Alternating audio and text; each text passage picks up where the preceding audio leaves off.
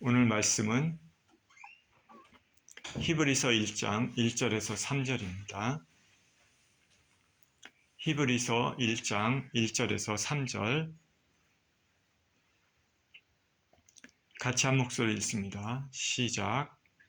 옛적에 선지자들을 통하여 여러 부분과 여러 모양으로 우리 조상들에게 말씀하신 하나님이 이 모든 날 마지막에는 아들을 통하여 우리에게 말씀하셨으니 이 아들을 만유의 상속자로 세우시고 또 그로 말미암아 모든 세계를 지으셨느니라. 이는 하나님의 영광의 강체시요 그 본체의 형상이시라. 그의 능력의 말씀으로 만물을 붙드시며 죄를 정결하게 하는 일을 하시고 높은 곳에 계신 지극히 크신 이의 우편에 앉으셨느니라. 아멘. 하나님의 영광의 광채이신 예수님이라는 제목으로 말씀을 나누겠습니다. 기도합니다. 우리의 생명이신 하나님 아버지 감사합니다. 귀한 주일 예배 자리로 주님 앞에 나왔습니다. 아버지, 말씀을 통하여서 주님을 만나는 시간 되게 하시고 전하는 자나 듣는 자나 주님의 음성을 듣고 변화받는 시간이 되게 하여 주옵소서. 감사드리며 우리 주 예수 그리스도 이름으로 기도합니다. 아멘.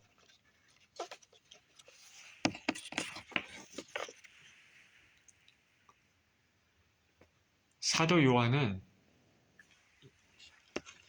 예수님에게서 직접 사도로 택하심을 받아서 예수님의 공생의 기간 중 항상 예수님과 함께 했습니다.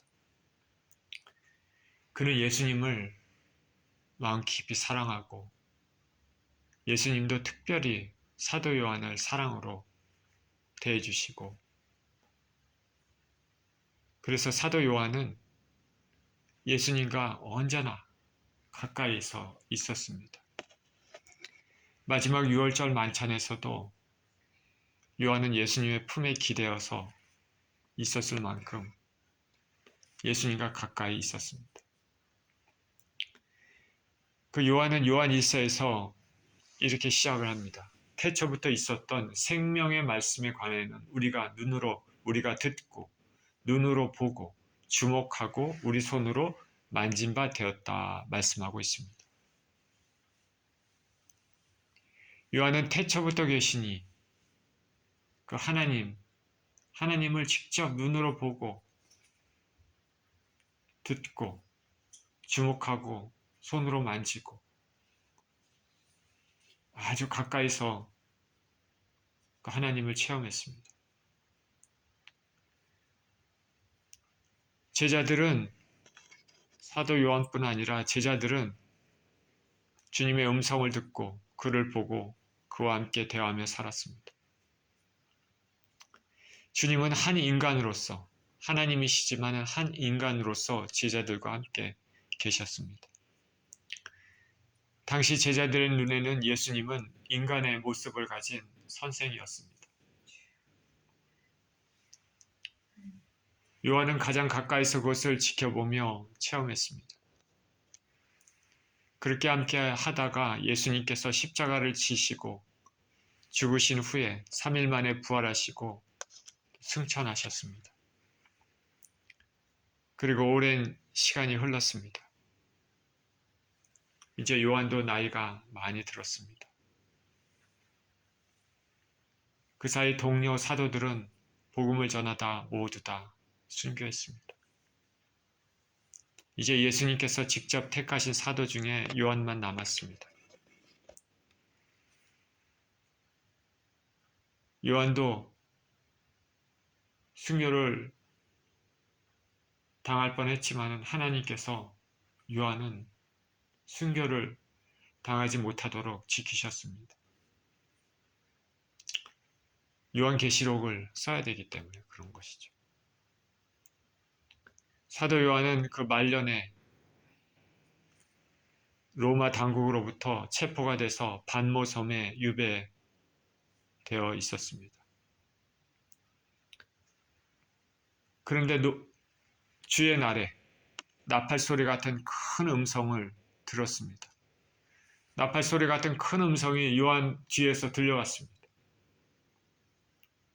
그는 그 음성이 무엇인가 알아보려고 뒤로 몸을 돌이켰습니다. 그런데 그때 그 요한이 그토록 보고 싶어 했던 우리 주님, 예수님이 거기에 계셨습니다. 얼마나 반가웠겠습니까? 예수님인데, 근데 그 예수님이 이전에 자신이 알던, 보았던 그 평범한 인간의 모습이 아니야. 하나님의 모습이었습니다. 예수님의 머리와 털의 희기가 흰 양털 같고 눈은 불꽃 같았습니다. 발은 풀무에 단련된 빛난 주석 같았습니다. 음성은 많은 물소리와 같았습니다. 오른손에 7별이 있고 그 입에서는 좌우에 날성검이 나옵니다. 그 얼굴은 해가 힘있게 비추는 것 같았습니다. 감히 범접하지 못하는 그런 모습입니다. 인간의 모습이 아니라 하나님의 모습입니다. 예수 그리스도의 광채입니다. 요한은 이 모습을 보자마자 바로 그 발에 엎드렸습니다. 죽은 자와 같이 됐습니다. 연약한 인간이 전능하신 하나님, 거룩하신 하나님 앞에 있을 때 이렇게 될 수밖에 없는 것이죠. 사도 요한은 태초부터 계셨던 그 주님의 그 영광을 보게 된 것입니다. 오늘 본문 히브리서 기자도 이 주님이 누구신지를 설명하고 있습니다. 1절에 옛적의 선지자들을 통하여 여러 부분과 여러 모양으로 우리 조상들에게 말씀하신 하나님은 옛적부터 선지자들을 통해서 여러 부분 그리고 여러 모양으로 이스라엘 민족들에게 말씀하셨습니다. 여기서 선지자라고 얘기하면 이사야나 예레미야나 에스겔이나 다니엘이나 이런 사람들만 의미하는 것이 아니라 아브라함이나 이삭이나 야곱이나 모세나 엘리야나 엘리사나 이런 사람들, 그런 사람들의 삶에 하나님께서 역사하셔서 그들을 통해서 말씀하셨습니다. 이런 모든 사람들을 뜻합니다. 하나님께서는 이들같이 선한 만민 중에서 이스라엘 민족을 택하셔서 그들을 통해서 여러 부분으로, 여러 모양으로 말씀하셨습니다. 하나님께서 이스라엘을 택하신 것은 하나님의 섭리입니다. 이스라엘이 다른 민족보다 뛰어나서 택한 것 아닙니다. 단지 하늘나라의 모형을 계시하시고 하나님이 누구신지, 하나님께서 인류를 향한 뜻이 무엇인지 구속사에 알리기 위해서 한 민족을 택하신 것입니다. 그것이 이스라엘입니다. 그러나 어찌되었던 하나님으로부터 천지의 주제이신 하나님으로부터 택함받은 이스라엘은 참으로 복된 민족입니다. 택함받은 민족이 해야 될 일은 그 하나님 앞에 택함받은 거에 합당한 삶을 살아야 됩니다. 그러나 슬프게도 여러 모양 여러 부분으로 말씀하신 하나님에게 온전한 순종을 하지 못해서 많은 고난을 당하고 오늘날의 이스라엘이 되었습니다. 이스라엘 사람들은 지금도 메시아를 고대하고 있지만은 이미 오신 메시아, 우리 주 예수 그리스도를 믿지 않으므로 하나님의 진노의 대상이 되었습니다. 택감받았던 이스라엘의 불순종 때문에 구원의 은혜가 우리 이방인에게 주어졌습니다. 이스라엘이 넘어짐으로 우리 이방인에게 은혜가 되었습니다. 지금 저와 여러분들이 그 열매입니다. 그러니 우리는 항상 하나님 앞에 감사함으로, 겸손함으로 붙어 있어야 할 줄 믿습니다. 그렇다면 하나님께서 이스라엘을 버리셨습니까? 그것은 아니죠. 성경에는 분명히 말합니다. 마지막 때 이스라엘이 다시 예수님을 구주로 알게 되고 많은 사람들이 하나님께로 돌아오게 될 것이라 말합니다. 옛적의 선지자들을 통하여 여러 부분과 여러 모양으로 우리 조상들에게 말씀하신 하나님이 이 모든 날 마지막에는 아들을 통하여 우리에게 말씀하셨으니 이 아들을 만유의 상속자로 세우시고 또 그로 말미암아 모든 세계를 지으셨느니라. 이렇게 구약시대 때 예전에는 이스라엘의 선지자를 통해서 말씀하셨던 하나님이 이제 마지막 때, 이 모든 날의 마지막 때입니다. 아들이신 예수 그리스도를 통해서 말씀하셨습니다. 이전에는 선지자들로, 지금은 마지막 때에는 아들이신 예수 그리스도를 통해서 하나님은 말씀하셨는 것입니다. 그러니 이전에 선지자들 통해서 말씀했던 그 말씀도 중요하지만은 이제는 아들을 통해서 말씀하셨기 때문에 그 메시지가 더욱더 중요하다는 것을 우리는 알 수 있습니다. 그리고 선지자를 통해서 그 말씀하신 그 메시지는 바로 그 아들이신 예수 그리스도를 가리킨다는 것을 우리는 알아야 됩니다. 이제 예수 그리스도께서 오셨기 때문에 약속의 시대는 갔고 성취의 시대가 왔습니다. 그러면 아들을 통해서 주신 메시지가 무엇입니까? 우리는 복음서를 통해서 예수님의 행하심, 가르치심을 알 수가 있는데 예수님이 이 땅에 오셔서 가르치시고 행하셨던 것의 핵심은 바로 예수님의 죽으심과 부활하심입니다. 예수님은 누누이 제자들에게 말씀하셨습니다. 내가 이제 예루살렘에 올라가는데 이제 올라가면 거기서 백성들과 장로들과 이방인들에게 모욕을 당하고 고난을 받고 죽을 것이다. 그러나 3일 만에 부활하리라. 예수님께서 하신 이 말씀은 예수님의 행하심, 하나님께서 예수님을 통해서 하시고자 하는 그 일의 핵심, 정수를 보여줍니다. 예수 그리스도의 죽으심과 부활하심은 우리 기독교 신앙의 핵심입니다. 우리 인생은 죄성을 타고 태어나서 누구나가 죄를 짓다 죽습니다. 아무리 착하게 산다고 해도 죄로 인해 태어난 것이고 그 착함의 기준도 하나님의 거룩의 기준으로 보면 누구도 도달할 수 없습니다. 그리고 인생은 누구나가 아무리 착하도 크고 작은 죄를 짓고 삽니다. 무엇보다도 큰 죄는 하나님이 예수님을 통해서 아들을 통해서 말씀하신 것을 믿지 않는 죄가 가장 큰 죄입니다. 이 모든 날 마지막에는 아들을 통해서 말씀하셨으니 라고 하나님 성경은 말하고 있습니다. 아들을 통해서 말씀하신 그 하나님, 아들을 통해서 하나님이 말씀하셨는데 그 아들을 믿지 않는 죄, 아들을 통해서 말씀하지 않은 그것을 믿지 않는 죄가 가장 큰 죄입니다. 우리 인간의 관점에서는 큰 죄는 사람을 죽이거나 아이를 유괴하거나 이런 것들이 큰 죄가 됩니다. 이것도 엄청 큰 죄죠. 사악한 죄입니다.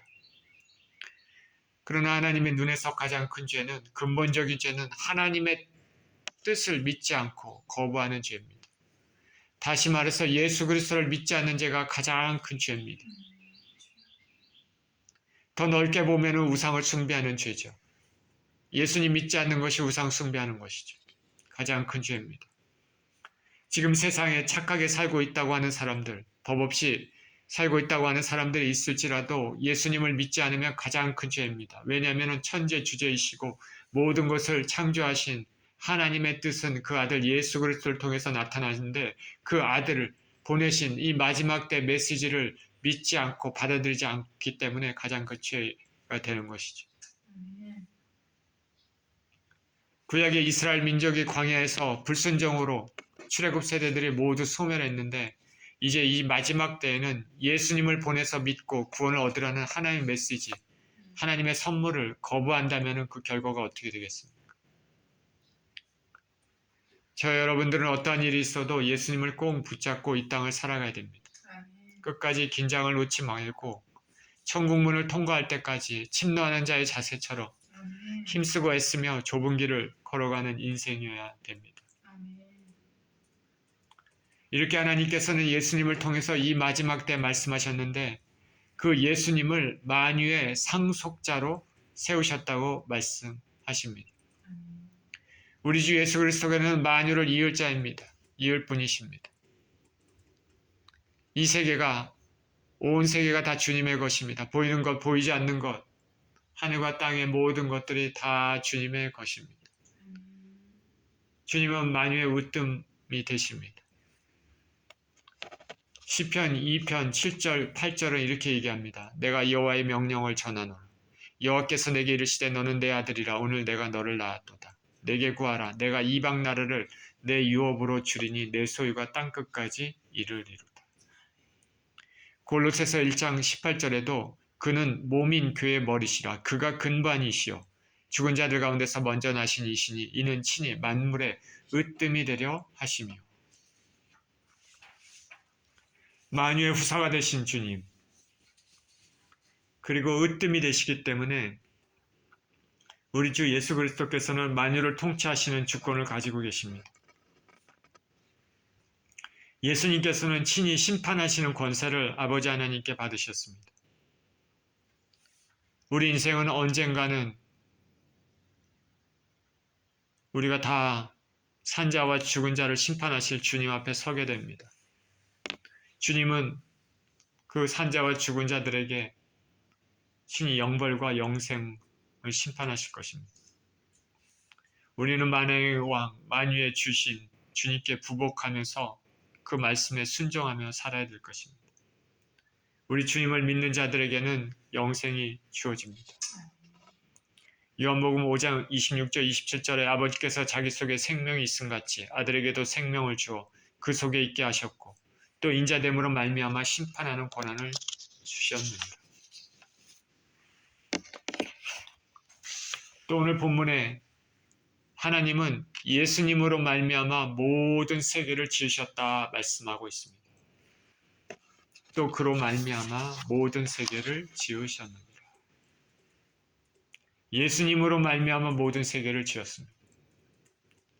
창세기 1장 1절에 태초에 하나님이 천지를 창조하시려 하는 말씀은 성부, 성자, 성령 하나님의 합력으로 이 세상이 지어졌음을 의미합니다. 예수님은 창조의 에이전트가 되셔서 만물을 친히 창조하셨습니다.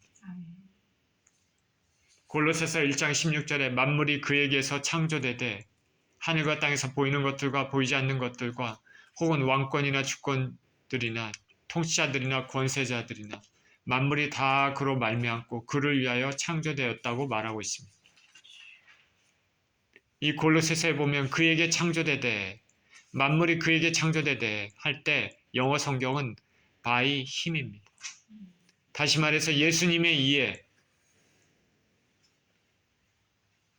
만물이 창조되었다는 의미입니다. 그리고 또 만물이 다 그로 말미암고라고 얘기했습니다. 여기서 그로 말미암고도 by 힘입니다. 예수님으로 말미암고입니다. 예수님을 통해서 창조된 것입니다. 또 그를 위하여 창조되었다 말합니다. For him, 그를 위하여. 예수님을 위해서 창조됐습니다. 그러니까 창조 사역에서 우리가 알아야 될 것은 만물은 by him, 예수 그리스도에 의해서 창조되었고 만물은 for him, 예수 그리스도를 위하여 창조된 것입니다.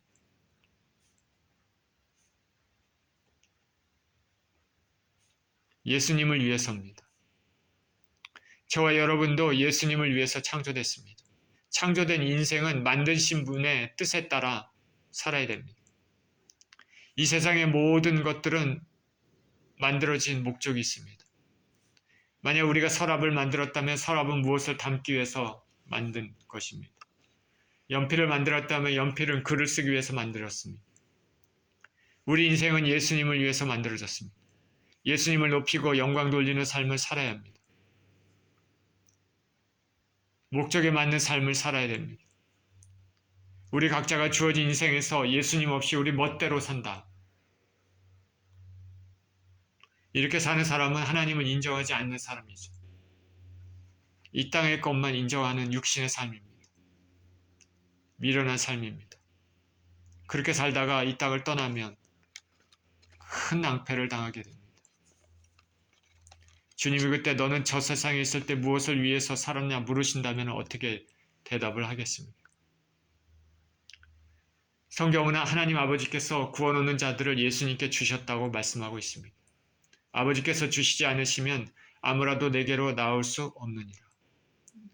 저와 여러분들이 주님의 소유라면 평생에 감사하며 평생에 영광 돌리는 삶을 살도록 힘써야 할 줄 믿습니다. 아버지 하나님께서는 이 마지막 때 예수님을 통해서 말씀하셨고 그 예수님은 만유의 상속자, 주관자 되시고 그 예수님은 만유를 직접 창조하신 분이십니다.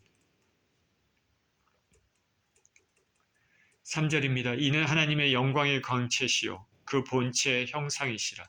그의 능력의 말씀으로 만물을 붙드시며 죄를 정결하게 하는 일을 하시고 높은 곳에 계신 지극히 크신 이의 우편에 앉으셨느니라.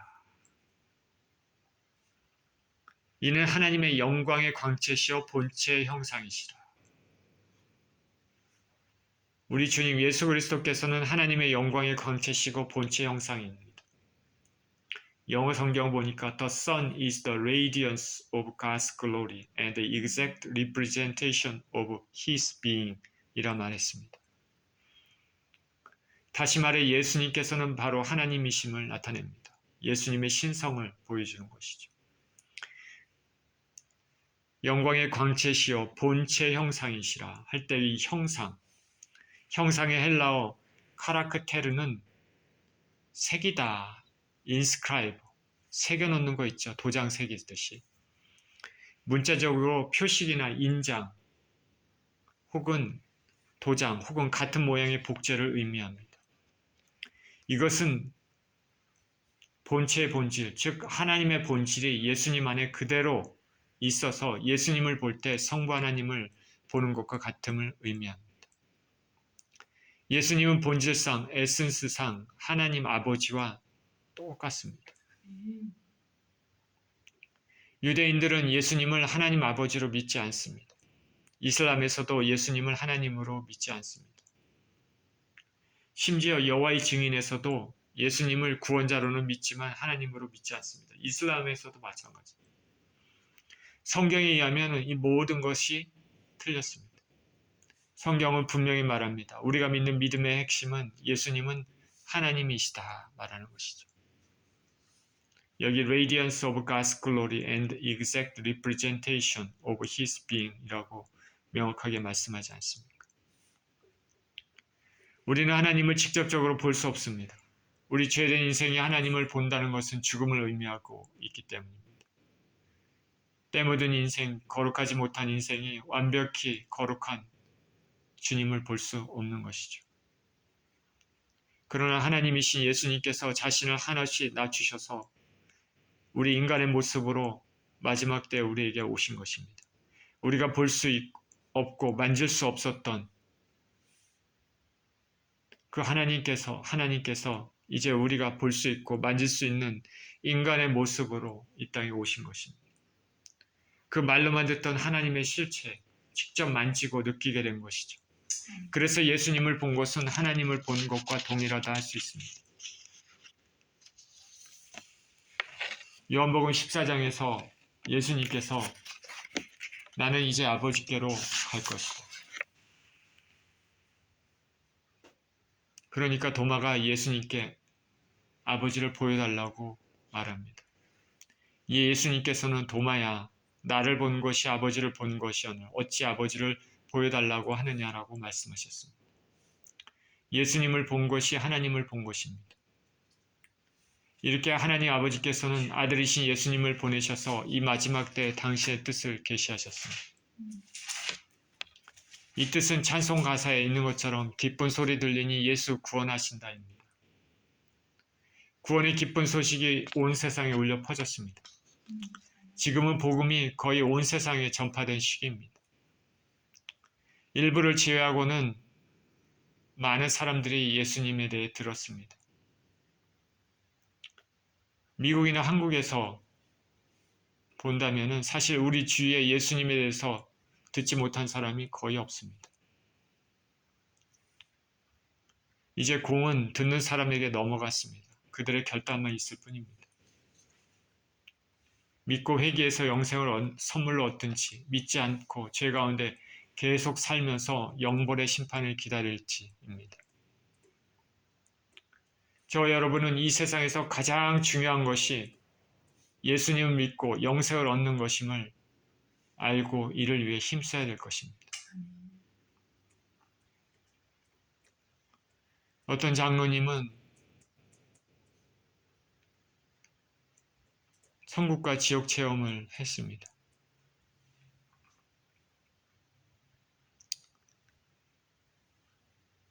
그 지옥에 있는 그런 상황들을 보면서 얼마나 끔찍했는지 이렇게 고백했습니다. 깡통을 차고 빌어먹을지언정 절대 지옥에는 가지 말아라. 예수님을 믿지 않고 사는 사람들, 죄 가운데 사는 사람들, 예수님을 믿는다고 말로 하지만 삶은 전혀 다른 사람들, 우리 가는 그 심판의 장소 얼마나 끔찍한지 깡통을 차고 빌어먹을지언정 절대 지옥에는 가지 말라 했습니다. 저와 여러분들은 먼저는 우리 자신의 구원에 힘써야 됩니다. 그 다음에 나의 사랑하는 가족을 위해서 그리고 주의 사람들을 위해서 우리가 힘써야 되고 나라와 열방을 위해서도 우리가 해야 될 일을 하면서 구원에 힘써야 될 것입니다. 생명보다 더 귀한 것은 이 세상에 없습니다. 예수 그리스도께서는 생명이 되십니다. 생명의 근원이 되십니다. 또한 오늘 본문에 우리 주 예수님은 그 능력의 말씀으로 만유를 붙들고 계신다 말하고 있습니다. 예수님께서 지금 온 우주를 붙들고 계십니다. 능력의 말씀으로. Sustaining all things by His powerful word. 예수님 말씀으로 만물이 지탱하고 있습니다. 온 세계가 갑자기 지진으로 말미암아 멸망하지 않는 것은 예수님께서 붙들고 계시기 때문에 그렇습니다. 우주에서 일어나는 여러 가지 조화들,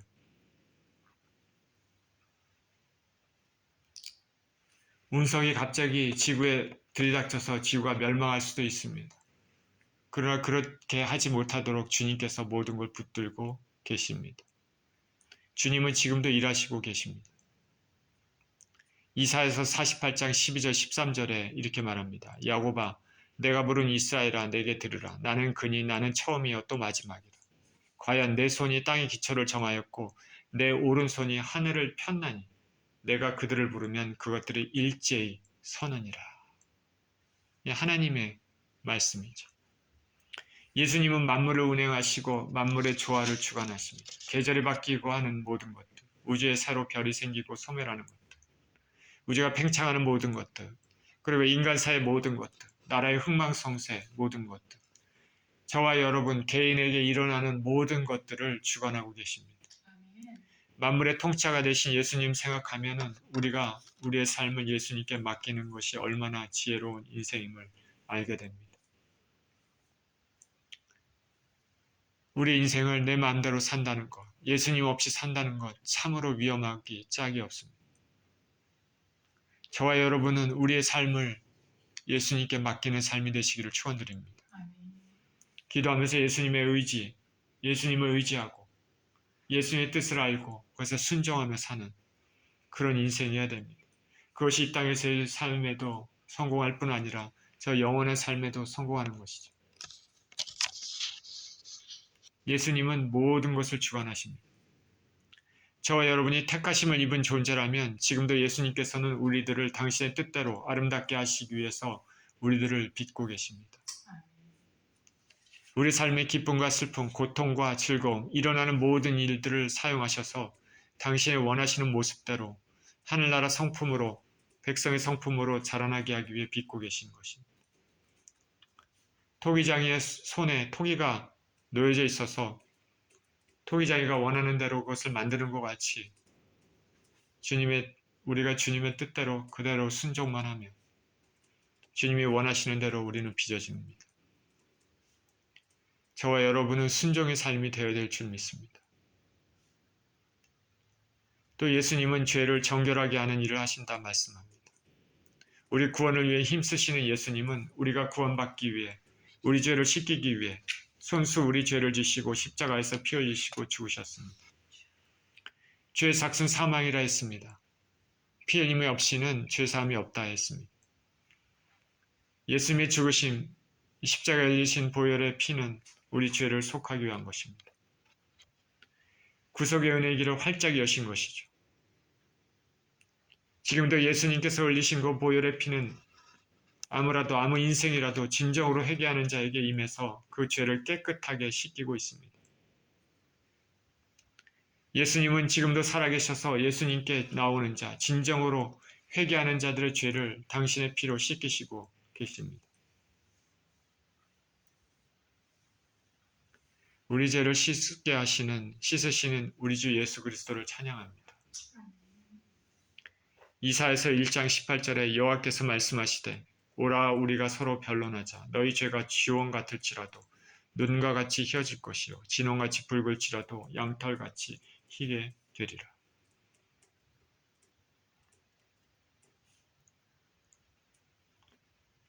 또 오늘 본문에서 또 우리가 예수님에 대해서 알 수 있는 것은 예수님께서는 높은 곳에 계신 지극히 크신 이의 우편에 앉으셨다는 것입니다. 높은 곳에 계신 지극히 크신 이는 하나님이십니다. 아버지입니다. 예수님께서는 하나님 아버지 우편에 앉아 계십니다. 우편이라는 것은 영광과 권위를 상징합니다. 아무나 우편에 앉지 않죠. 또한 우편이라는 것은 가운데 앉은 사람의 권위에 순복한다는 의미도 가지고 있습니다. 우리 주 예수 그리스도께서는 하나님 아버지 우편에서 만유를 통치하고 계십니다. 그곳에서 특별히 아버지께서 당신에 주신 백성들의 구원을 위해 힘쓰시고 애쓰시고 있습니다. 우리 주님께서는 택하신 자들을 어떻게든지 잃지 않고 구원의 문에 들어갈 수 있도록 힘쓰고 애쓰고 계십니다. 요한복음 6장 39절 40절에 나를 보내신 이의 뜻은 내게 주신 자 중에 내가 하나도 잃어버리지 아니하고 마지막 날에 다시 살리는 이것이니라. 내 아버지의 뜻은 아들을 보고 믿는 자마다 영생을 얻는 이것이니 마지막 날에 내가 이를 다시 살리리라 하시니라.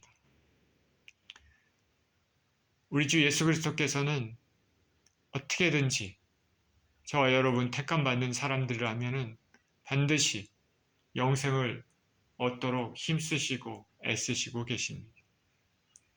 주님의 그 힘쓰시고 애쓰심이 우리가 정말 온전히 구원을 이룰 수 있는 정말 그 근원이 되십니다. 아멘. 사도 바울은 로마서 8장에서 예수님은 하나님 우편에 계셔서 지금도 우리를 위해 간구하고 계신다 말씀하고 있습니다. 이 예수님의 간구는 하나도 하나님 아버지께서 주신 영혼들을 잃지 않으시려는 예수님의 그 힘쓰시는 것을 보여줍니다. 저와 여러분들이 이 땅에서 예수님을 믿고 의지하며 산다면 이것은 다 주님의 은혜입니다. 우리 자신이 죄로 인해서 고집부림으로 인해서 예수님으로부터 스스로 멀어지는 일이 없다면 반드시 우리는 이 땅에서 승리하며 천국문을 통과할 것입니다. 우리가 살 수 있는 힘의 근거, 그것은 예수님의 사랑과 예수님의 기도입니다. 주님은 우리를 지켜보고 계시고 손을 놓지 않고 계신다는 것을 우리는 알고 믿음으로 끝까지 승리하며 나아가야 될 것입니다.